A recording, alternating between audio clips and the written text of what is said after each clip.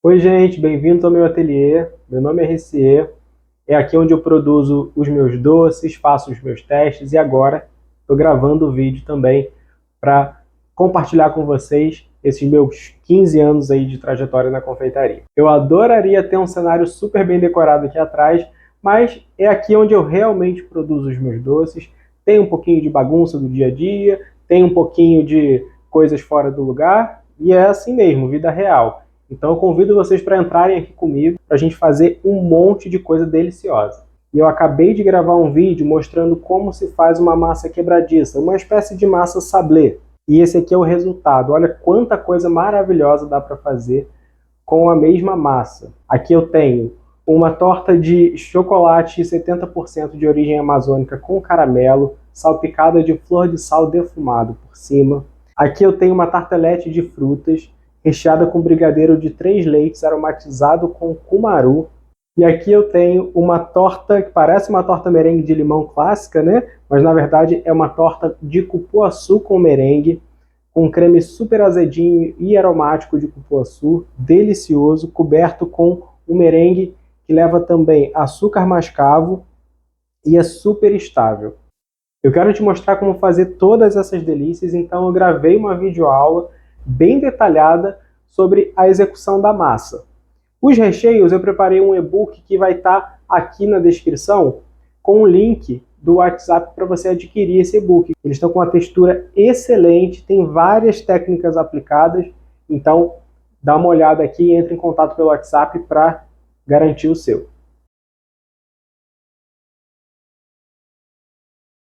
E hoje eu quero mostrar para vocês como fazer uma massa sablé.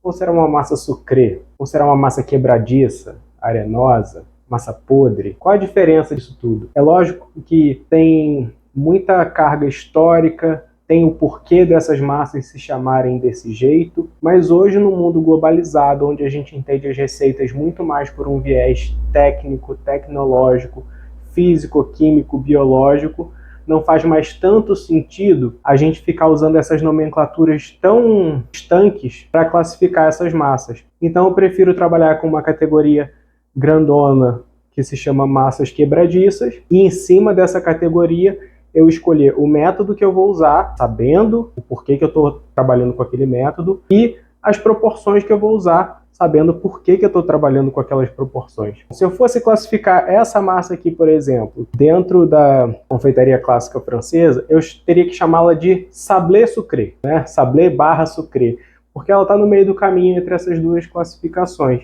E ela tem ainda pequenas modificações que eu fui fazendo para transformar a receita em algo que funcionasse melhor no meu trabalho.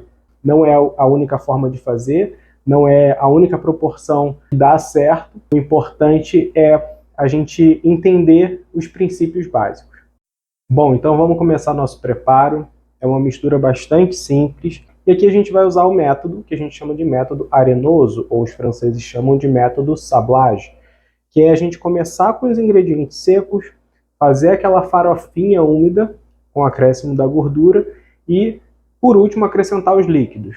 Aqui eu tenho farinha de trigo e amido de milho. É uma combinação que a gente vai fazer aqui para, entre aspas, tornar a nossa farinha, a nossa parte seca, mais fraca. Tornar ela menos propensa a desenvolver glúten. Claro, quanto mais ela for aberta, manipulada, mais esse glúten vai se desenvolvendo, mesmo que sendo atrapalhado pelos outros ingredientes. Mas ainda assim, ele se desenvolve um pouco. É uma massa que a gente evita trabalhar excessivamente. De qualquer maneira, a gente mantém esse princípio. Aqui a gente vai ter o açúcar, que nesse caso, como é uma mistura muito rápida, eu vou optar pelo açúcar de confeiteiro. Aqui tem um acréscimo pouco comum nesse tipo de massa, mas que eu acho que vale muito a pena, que é o leite em pó. Além de agregar sabor, aumenta o volume de matéria seca da minha composição, vai ajudar essa massa a caramelizar mais rápido durante o assamento. Aqui a gente tem a nossa parte gordurosa, que é a manteiga. Aqui a gente tem uma pitadinha de sal que vai entrar. E aqui por último a gente vai ter nosso ingrediente de liga, que vai ser o ovo. Aqui eu estou usando o ovo inteiro. Eu vou primeiro aqui combinar na tigela da minha batedeira todos os ingredientes secos, farinha de trigo, amido de milho, açúcar impalpável ou de confeiteiro, leite em pó e sal. Então aqui eu posso só simplesmente combinar os ingredientes. Eles estando mesclados, eu vou entrar com a minha manteiga, de preferência gelada, que a gente vai levar para misturar. Dependendo do tamanho da batedeira, eu recomendo que você não faça uma receita muito grande por esse método, porque senão você vai necessariamente tomar um banho aqui de farinha. Se a sua velocidade baixa da sua batedeira não for muito baixa, isso também tende a acontecer. Tá tudo bem, não tomei um banho de farinha. Bom, gente, então eu tenho aqui o meu batimento em torno de 5 minutos, mais ou menos. Sempre que você vir referência de tempo, saiba que ela é só uma das referências. O importante é a gente aprender a olhar os pontos, mais do que ficar medindo o tempo. Ó, é isso aqui. Ela não chega ainda a dar liga, ela não chega a grudar na mão, mas se eu apertar, ela começa a ganhar alguma estrutura. É importante que as partículas de manteiga aqui tenham quase que se dissolvido completamente, que elas estejam tão pequenas que a gente não consiga diferenciar ela dentro da massa. Se você ainda está vendo pedacinhos de manteiga, significa que precisa de um pouquinho mais de tempo nesse processo, né, de distribuir a manteiga e fazer essa farofa aqui. Se você está testando a sua massa pelas primeiras vezes, é legal você ir acrescentando esse líquido no final aos poucos. Coloca cerca de 70%, 80% desse líquido previsto na receita e vê se a massa vai dar liga. Às vezes aquilo é o suficiente se a sua umidade ambiente estiver muito alta. Se não for suficiente, você acrescenta o restante final. Mas não coloca tudo de uma vez, porque pode ser que a massa fique pegajosa demais, úmida demais, e é mais fácil você dosar o líquido que está entrando no final, do que colocar ele todo de uma vez e ter que depois corrigir a massa com mais farinha, o que vai alterar o balanceamento da massa. Vou voltar a bater em velocidade baixinha, só até essa massa dar liga, só até ela juntar.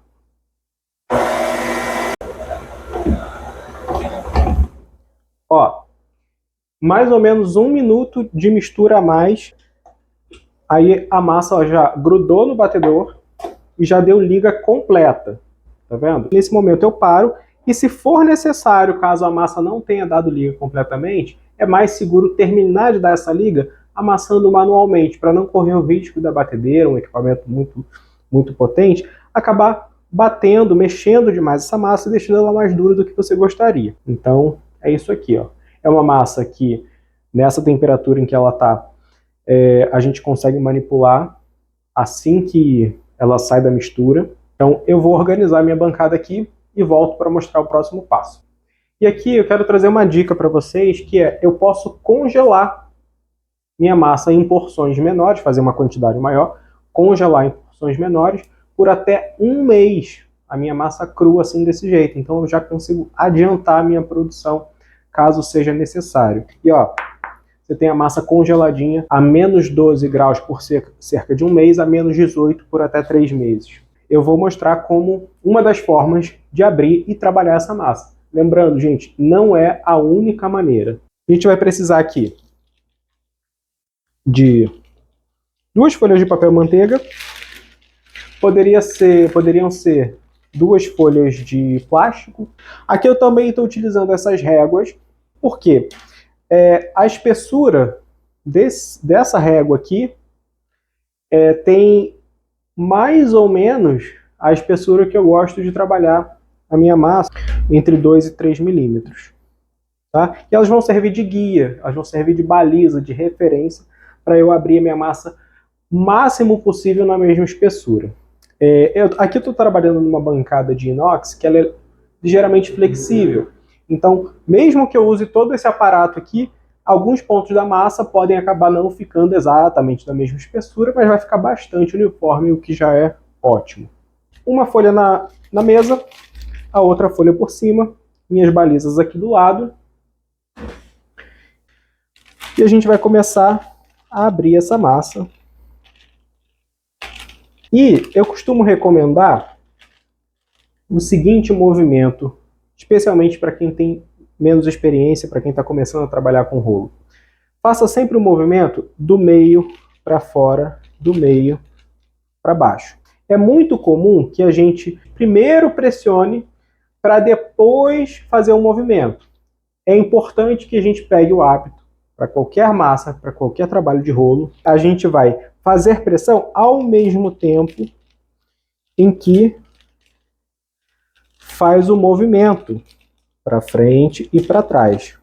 Se eu primeiro faço pressão, eu faço um buraco na massa e às vezes não vou conseguir ela nivelada no final. Quando ela começa a ficar ovalada, eu giro e continuo. Aí de novo, ó, girei a massa e eu vou trabalhar do meio para cima, do meio para baixo, pressionando ao mesmo tempo que faço o movimento de rolar. Outra coisa que a gente precisa prestar atenção é nas bordas. É uma tendência muito comum que a gente pressione o rolo, quando chega aqui na bordinha, que a gente pressione o rolo contra a mesa. Isso vai fazer com que ela espiche naquele ponto, dá a sensação de que ela já está com a espessura correta, quando na verdade no meio ela ainda está grossa. Vou fazer um erro para vocês verem. Ó. Pressionei no final. O que eu vou ter aqui, para vocês terem uma visão clara disso que eu estou falando? Eu quero uma massa redonda, não quero? Mas olha o que eu fiz aqui. Espichei a pontinha. Então, essa pontinha que eu espichei já é menos massa que eu vou ter em formato circular, que vai servir para eu forrar a minha forma. A minha massa começou a ficar circular. Volto a girar de novo. E continuo fazendo esse mesmo movimento. De vez em quando, ao longo desse processo, eu posso fazer esse movimento aqui com o rolo, ó, de puxar a massa do meio para todas as direções, respeitando ainda a minha espessura aqui da régua, a minha baliza. E é legal a gente ir desenvolvendo esse tato também ao longo da abertura. Vai passando a mão na massa, vai sentindo onde ela está fina demais, onde ela está mais grossa, vai passando a mão e sentindo as ondulações. Ela está bastante regular. Então eu tenho isso aqui, ó. Eu vou levar ela para minha geladeira ou para o meu freezer até que ela esteja dura ao toque. Bom, agora eu já tenho a massa aqui gelada e eu preciso dela ainda firme, levemente gelada, não muito gelada como ela está agora, e flexível. Vou tirar o papel do contato com ela, porque quanto mais firme ela tiver para a gente tirar o papel, mais fácil. Então, primeiro a gente destaca um lado, puxa o papel de um lado, só apoia ele de volta na massa, vira, tira o outro lado, e só desse tempinho que eu comecei aqui a gravar o vídeo e a falar com vocês, ela já começou a degelar e já está mais flexível para trabalhar. Se eu deixar ela esquentar muito mais do que isso aqui, você começa a ter dificuldade porque ela começa a derreter, começa a ficar pegajosa. Então, para vocês terem uma ideia, nesse momento, ela está a 10 graus mais ou menos. Se a sua temperatura ambiente estiver muito quente, talvez esse método não seja o melhor para você usar. Eu consigo pegar ela inteira, depositar na minha forma, que eu estou usando uma forma de fundo fixo, mas pode ser a forma de tarte, de tartelete que você tem aí. E eu vou fazendo pequenas pregas assim ao redor do interior da forma para começar a acomodar o fundo. Como ela ainda está fria e flexível, eu vou moldando delicadamente e eu consigo moldar sem que ela fique rasgando, sem que ela fique pegando na minha mão. Caso esteja um pouquinho, sua mão seja muito quente, esteja um pouquinho mais pegajosa, eu posso ir sujando a mão na farinha de trigo, aí fazendo esse trabalho aqui. Aí vocês vão reparar aqui, ó, eu acomodei o fundo, mas as laterais ainda não estão completamente moldadas. Então agora vem aquele trabalho de um vinco por vez, a gente vir acomodando, fazendo esse movimento aqui, ó. Com um dedinho eu aperto na parte de dentro e com a outra mão eu apoio a forma do lado de fora. E em cada vinco desse eu vou fazer a minha marcação com o dedo para que ela fique toda grudada na lateral inteira da forma. Acomodei todos os cantinhos, verifiquei se o fundo está bem coladinho, então eu vou passar as pontas da faca, ó, fazendo esse movimento aqui, ó. Não é um vai e vem, tá vendo? Porque senão eu vou repuxar a massa, a borda pode acabar ficando não tão bem acabada. Beleza? Para a gente não correr o risco do fundo ficar muito irregular, a gente vai furar com garfo. É fundamental furar com garfo? Não, você consegue um bom resultado mesmo sem furar, mesmo sem colocar peso com essa massa aqui. Mas o garfo vai ajudar naqueles primeiros minutos de assamento, enquanto a massa está começando a esquentar, que esse ar, né, essa bolha que pode ter ficado entre a massa e a forma, no momento em que esse ar começa a se expandir, ao invés de deformar a minha massa, ele vai sair por esses buraquinhos. Aqui eu tenho a forma forrada com a massa. Eu posso assar ela assim, do jeito que está aqui, levar direto para o forno, ou eu posso assar com o peso dentro. Se eu assar ela sem o peso, ela vai reduzir um pouquinho nas laterais, vai perder a altura, e pode ser que ela encolha um pouco mais do que a gente gostaria. Quando eu asso ela com o peso, ela mantém melhor o formato e mantém melhor essa altura. Eu vou mostrar para vocês os dois resultados. Cabe aí dentro da sua produção decidir o que vale mais a pena. Independente se eu quiser assar a minha massa com peso ou sem o peso, eu preciso levá-la para o forno ainda gelada. Ou ela pode vir até direto do freezer para o forno, que também funciona muito bem. Quanto mais fria tiver essa massa, melhor o resultado do assamento. Ela assa mais por igual, de maneira mais uniforme, e tende a perder menos altura durante o assamento. Nesse caso eu vou usar filme plástico, eu vou colocar ele em 2 camadas, só que eu vou cruzar essas camadas para que elas forrem a forma de maneira mais adequada.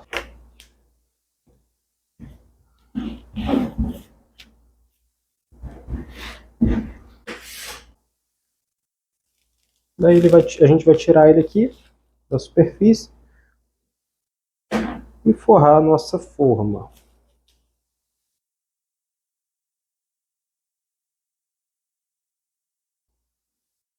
Vou acomodar aqui.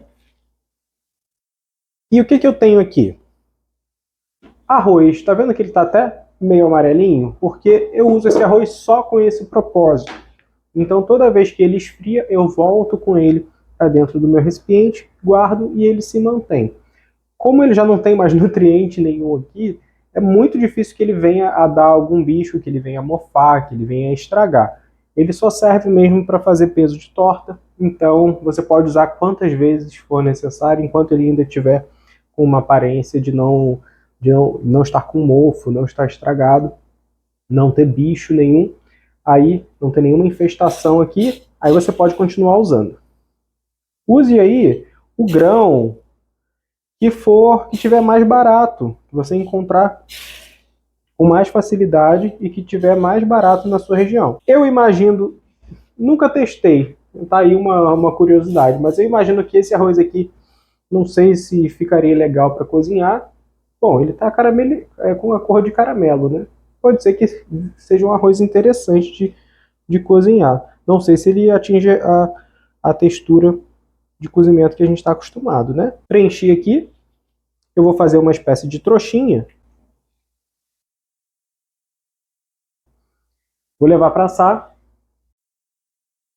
Eu interrompi o assamento um minutinho para mostrar para vocês em que ponto a gente deve tirar esse peso, tá? As bordas já começaram a ficar opacas e estão querendo começar a dourar. Nesse ponto ainda está quente aqui. Eu, com cuidado, vou puxar esse peso, deixar aqui de lado para ele esfriar, e ela assou por mais ou menos metade do tempo. Ela vai ficar um total de 30 minutos aproximadamente. E aqui, olha, ela ainda está bem crua no fundo. Não sei se vai dar para ver. Deixa eu chegar mais perto da câmera. Ela está bem crua no fundo, mas as bordas já estão opacas, tá vendo? Mais esbranquiçadas ou começando a dourar. Então esse é o ponto em que a gente tira o peso e volta para o forno. Bom, aqui eu tenho o exemplo de duas massas que foram assadas com a mesma receita, com a mesma proporção de ingredientes, porém, uma eu assei sem o peso e a outra eu assei com o peso. A principal diferença entre elas é a altura da borda. Apesar disso, a diferença entre elas não é tão grande assim.